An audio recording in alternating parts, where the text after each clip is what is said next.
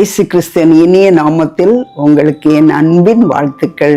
சங்கீதம் 23:4 கடைசி பகுதி. உமது கோலும் உமது தடியும் என்னை தேற்றும். பொதுவாக ஒரு மேய்ப்பனுடைய கையில ஒரு கோல் இருக்கும், அடுத்து ஒரு தடியும் இருக்கும். அந்த கோல் நீட்டமா இருக்கும், மேல ஒரு கொக்கி மாதிரி இருக்கும். மேல இருக்கிற உயரமா இருக்கிற தலைகள் எல்லாம் பறிச்சு ஆடுகளுக்கு போடுவாங்க. அதே நேரத்துல தூரமாக தன்னை சொல்ல கேட்காம போற ஆடுகளையும் எட்டி ஒரு அடி கொடுக்கறதுக்கும் அந்த கோல் உதவியா இருக்கும். தடி எதற்காக வைத்திருப்பார்? ஓநாய் திடீர்னு வரலாம், புலி சிங்கம் வரும்போது அவைகளை தாக்கி அவைகளை கொன்று போடுவதற்காக இந்த தடியும் கையில இருக்கும். அப்போ இந்த ஆடுகளுக்கு பயமே இருக்காது. புலி வரும்போது இந்த மேய்ப்பன் இந்த தடியை எடுத்துக்கொண்டு ஆடுகளை பார்த்து உங்களுக்கு சமாதானம், நீங்க கலங்கவே வேண்டாம், நான் பொறுப்படுத்திக் கொள்கிறேன், நான் பார்த்து கொள்கிறேன். கூலியானா ஓடிடுவான், நான் உங்களுடைய நல்ல மேய்ப்பன் சொல்லி உங்களுக்கு சமாதானம், யெகோவா ஷாலோம் என்று சொல்லி அவர்களை தேற்றுகிறத நம்ம பார்க்கிறோம். இது எங்க பார்க்கிறோம்? நான் நியாயாதிபதிகளின் புஸ்தகம் 6:23-24 வாசிக்கிறேன். அதற்கு கர்த்தர், உனக்கு சமாதானம், பயப்படாதே, நீ சாவதில்லை என்றார். அங்கே கிதியோன் கர்த்தருக்கு ஒரு பலிபீடத்தை கட்டி அதற்கு யெகோவா ஷாலோம் என்று பெயரிட்டான். அது இந்நாள் வரைக்கும் அபியேசரின் ஊராகிய ஒப்ராவில் இருக்கிறது. உனக்கு சமாதானம், நீ சாவதில்லை. இது என்ன இன்சிடென்ட்னா, என்ன சம்பவம்னா, இஸ்ரவேல் ஜனங்கள் திருப்பி திருப்பி பாவம் செய்ததுனால ஆண்டவர் மீதியாருடைய கைகளில் அவர்களை ஒப்பு கொடுக்கிறார். வெட்டுக்கிளிகளை போல திரளாய் கூடினதாக அந்த நியாயாதிபதிகள் 6:5 நம்ம வாசிக்கிறோம்.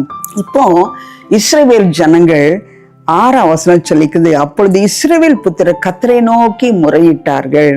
அப்போ கிதியோனை பார்த்து, பராக்கிரமசாலிய, உனக்கு இருக்கிற பலத்தோடு நீ போய் யுத்தம் செய்யன்னு சொல்லும்போது இவனும் கொஞ்சம் தயங்குறான். அப்புறம் இவன் ஒரு காணிக்கை கொண்டு படைக்கும் போது அக்கினி மேலிருந்து இந்த இதை பட்சிக்கிறத நம்ம பார்க்கிறோம். 21 வாசிக்க, அப்பொழுது கர்த்தருடைய தூதன் தமது கையில் இருந்த கோலின் நுனியை நீட்டி இறைச்சியையும் புளிப்பில்லாத அப்பங்களையும் தொட்டார். அப்பொழுது அக்கினி கற்பாறையிலிருந்து எழும்பி இறைச்சியையும் புளிப்பில்லாத அப்பங்களையும் பட்சித்தது. கர்த்தரின் தூதனோ வென்றால் அவன் கண்களுக்கு மறைந்து போனார்.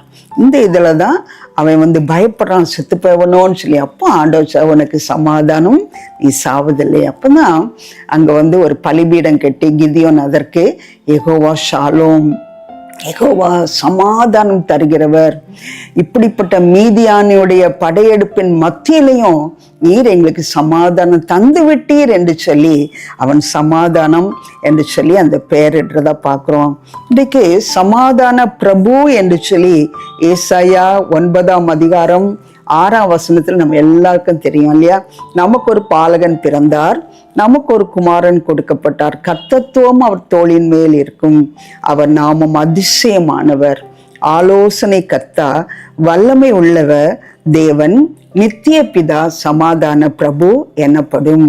யோவான் 14:27 சமாதானத்தை உங்களுக்கு வைத்து போகிறேன், என்னுடைய சமாதானத்தையே உங்களுக்கு கொடுக்கிறேன், உலகம் கொடுக்கிற பிரகாரம் நான் உங்களுக்கு கொடுக்கிறதில்லை, உங்கள் இருதயம் கலங்காமலும் பயப்படாமலும் இருப்பதாக என்னுடைய சமாதானத்தையே உங்களுக்கு வைத்து போகிறேன் என்று சொல்லுகிறார். ஏசாயா 26:3 எனக்கு ரொம்ப விருப்பமான வசனம்.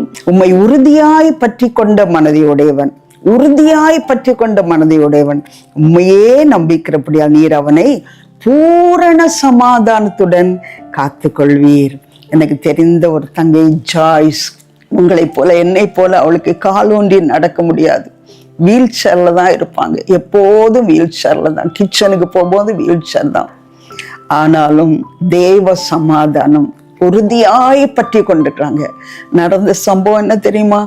கடந்த வருடத்துல திருமணம் பண்ணி கொடுத்த அவளுடைய மகளுக்கு ஏதோ திடீரென்று ஒரு மயக்கம் போல வந்து 1 வருடம் கூட ஆகவில்லை திருமணமாகி அந்த மகளை இறந்து விட்டாள். நாங்களாம் நினைச்சோம் உடைந்து போயிடுவா என்று சொல்லி. ஆனா இன்றைக்கும் ஜாய்ஸ் கர்த்தருக்குள் மகிழ்ச்சியாக சமாதானமா இருக்காங்க. வீல் சேர்ல அவளுக்கு மகள் இறந்து போன போதிலும் தேவ சமாதானம் கூடவே இருந்து அவளை வழி நடத்துகிறார். ஆகையினால யெகோவா ஷாலோம் என்று கூப்பிடுவோம். யெகோவா ஷாலோம், சமாதானம் தருகின்றீர். யெகோவா ஷாலோம், சமாதானம் தருகின்றீர்.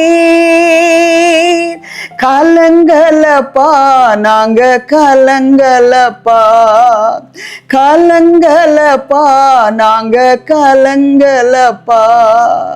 இந்த தேவ சமாதானம், இந்த தேவ சமாதானத்தை நம்ம எல்லாரும் பெற்றுக்கொள்வோம். சமாதான பிரபு யெகோவா ஷாலோம் நம்மோடு கூட இருக்கிறார்.